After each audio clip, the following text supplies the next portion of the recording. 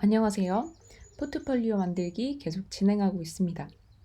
이번 시간에는 제가 저의 상세 페이지를 예쁘게 꾸며보겠다고 말씀을 드렸는데, 어, 사실 뭐 예쁘다고는 할 수는 없겠지만, 어쨌든 이제는 조금 구색을 갖춘 것 같죠. 그래서 이 상세 페이지를 구현을 하는데 생각보다 시간이 많이 걸렸습니다. 시간이 많이 걸렸던 이유는 이렇게 조금 허접한 디자인을 구현을 하는데 시간이 오래 걸렸다기보다는 이 데이터, 제가 가지고 있던 데이터를 재구성을 하느라고 시간이 조금 걸렸어요. 그래서 제가 초반에 이것을 염두를 해두고 어떻게 하면 데이터를 조금 더 편하고 쉽게 관리를 할 수 있을까라고 의문을 가지고 클라이언트를 구성을 하려고 했는데 어떤 툴을 찾아보려고 했는데 찾다 보니까 이제 뭐 조금 오버되는 그런 부분이 있는 것 같아서 제가 간단하게 이 제이슨 에디터, 온라인에서 접근할 수 있는 이 제이슨 에디터로 관리를 하겠다라고 말씀을 드렸던 기억이 있습니다. 하지만 실제로 이 툴이 제가 이 데이터 마이그레이션을 하는데 도움이 되진 않았어요.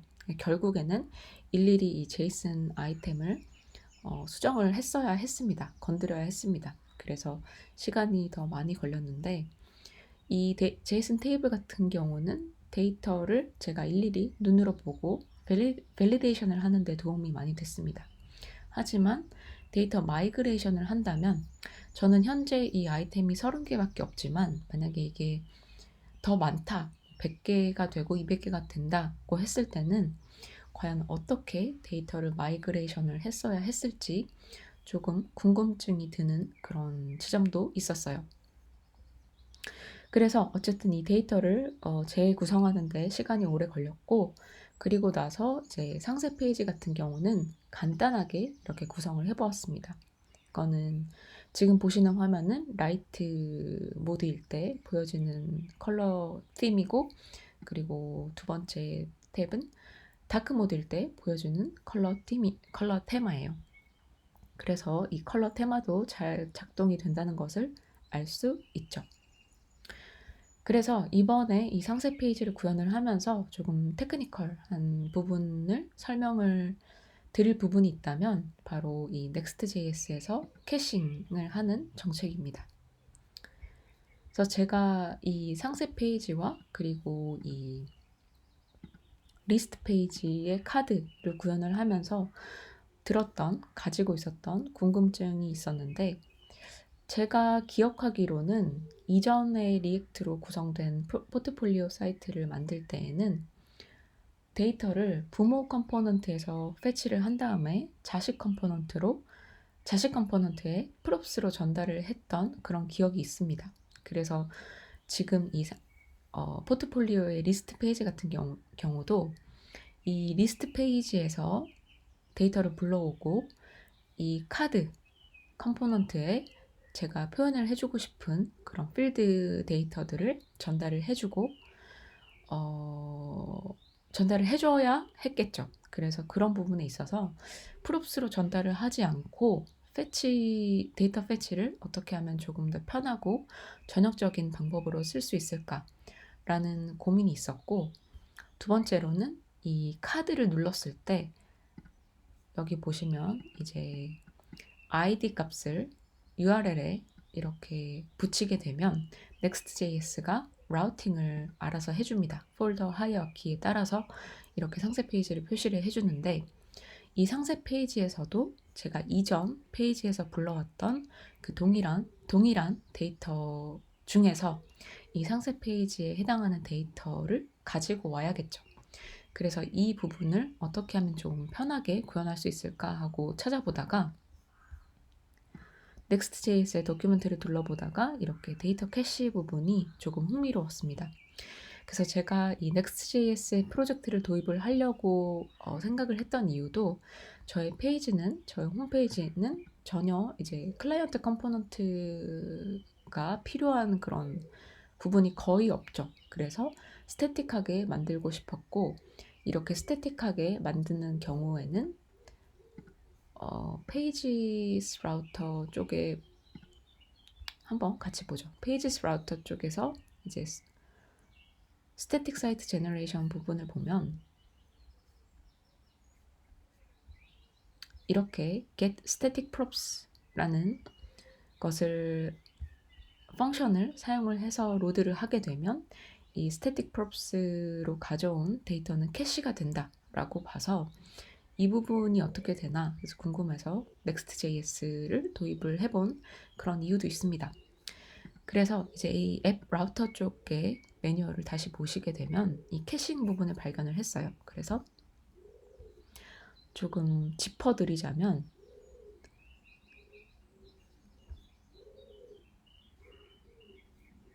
이쪽을 보시면 by default, Next.js will cache as much as possible to improve performance and reduce cost. 그래서 this means routes are statically rendered and data requests are cached unless you opt out. 그래서 어떤 옵션이 있기 전까지는 스태틱하게 렌더가 되고 그리고 이 데이터들이 캐시가 된다라고 하고 있죠. 그리고 조금 더 내려보시면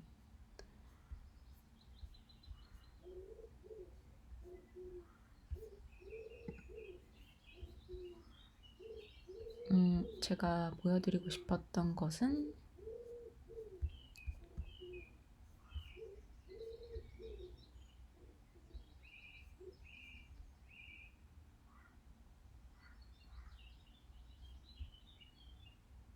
네, 여기 데이터 캐시 부분을 보시면 by default, data requests that use fetch are cached. fetch라는 API를 사용을 해서 받아온 리스폰스는 캐시가 된다. 디폴트로. 그리고 you can use the cache and next.revalidate options of fetch to configure the caching behavior. 그리고 원하신다면 뭐 어떤 옵션을 줘서 이런 캐시 정책을 변경할 수도 있고 하지만 캐시가 되는 것이 디폴트다. 그리고 이 하단 부분에 이 캐시가 어떻게 되는지 자세하게 설명이 되어 있죠. 그리고 조금 흥미로웠던 점은 이렇게 데이터 캐시와 메모이제이션이 다른 점, 리퀘스트 메모이제이션이 다른 점을 설명을 해주고 있습니다. 그래서 while both caching mechanisms help improve performance by reusing cached data, the data cache is persistent across incoming requests and deployments, whereas memoization only lasts the life of a request.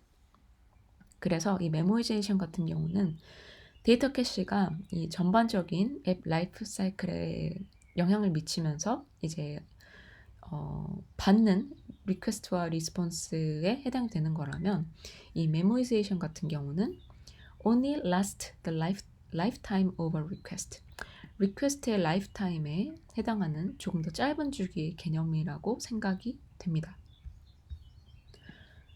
그래서 이제 이 메모이제이션을 사용을 하면 duplicated 된 이런 리퀘스트의 어떤 리소스 방지를 할 수 있다라고 설명을 하고 있죠. 그래서 이 메모이제이션도 조금 더 자세하게 보여드리면 이런 복잡한 리퀘스트와 리스폰스가 필요한 컴포넌트가 있다고 했을 때 이 부모 컴포넌트, 루트 컴포넌트를 표시를 하려면 이 자식 컴포넌트도 렌더가 되어야 되고 이 자식 컴포넌트별로 각각의 리퀘스트와 리스폰스가 필요하다라는 상황이었을 때 우리는 이런 식의 리퀘스트를 생각을 해볼 수 있겠죠. 그래서 첫 번째 리퀘스트 A는 가장 상단에 있는 컴포넌트를 표시하는 데 필요한 A 리퀘스트고 가장 하단에 있는 리퀘스트 A는 이 컴포넌트에 해당하는 자식 컴포넌트에서 필요한 리퀘스트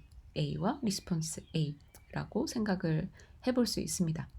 하지만 Next.js의 메모이제이션 기능을 통해서 이렇게 duplicated 된 리퀘스트를 하지 않고 정말 필요한 이 A, B, C만 축약을 해서 이렇게 간단하게 리퀘스트를 하고 리스폰스를 받고 그리고 받은 리스폰스를 각 컴포넌트별로 공유를 할 수 있다고 보실 수 있겠죠. 그래서 여기 예시 코드도 잠시 보여드리면 이런 식으로 getItem이라는 async 펑션이 있고 이 안에서 fetch라는 API를 통해서 이 데이터를 불러왔을 때 첫 번째 콜은 이게 캐시가 되어 있지 않으니까 실제로 리퀘스트를 하고 받아오고 그 받아온 리스폰스가 메모이즈드가 되고 두 번째 펑션 콜을 했을 때 이 콜에 해당하는 이 URL이 이미 리스폰스가 메모이즈드 되어 있으니까 이 두 번째 콜은 실제로 리퀘스트가 되지 않고 캐시가 된 데이터를 사용을 한다고 보실 수 있겠죠. 그래서 이제 하단 부분에 이 메모이제이션도 어떻게 되는지 자세하게 설명을 해주고 있습니다. 그래서 저는 이 설명을 보고 나서 저의 페이지 포트폴리오 페이지 리스트 부분에 있던 이쪽 페이지에 해당하는 코드를 보여드리면 포트폴리오의 페이지 이 부분인데 원래는 이 코드 이 파일 내부에 패치하는 로직이 있었는데 이렇게 get portfolios라고 제가 펑션을 새로 하나 만들었죠. 다른 폴더 하이어키에 이제 services라는 폴더를 별도로 만들고 이렇게 get portfolios라는 펑션으로 추출을 했습니다.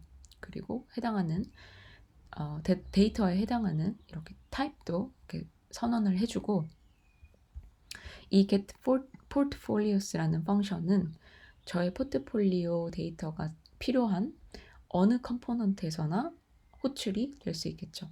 그래도 이 fetch라고 리퀘스트를 한 저희 포트폴리오 .json 리퀘스트는 여러 번 호출이 되는 게 아니라 단 한 번만 호출이 되고 캐시가 되어 있다면 캐시에서 그 데이터를 받아서 오는 그런 기능을 Next.js가 서포트를 해준다고 볼 수 있겠습니다.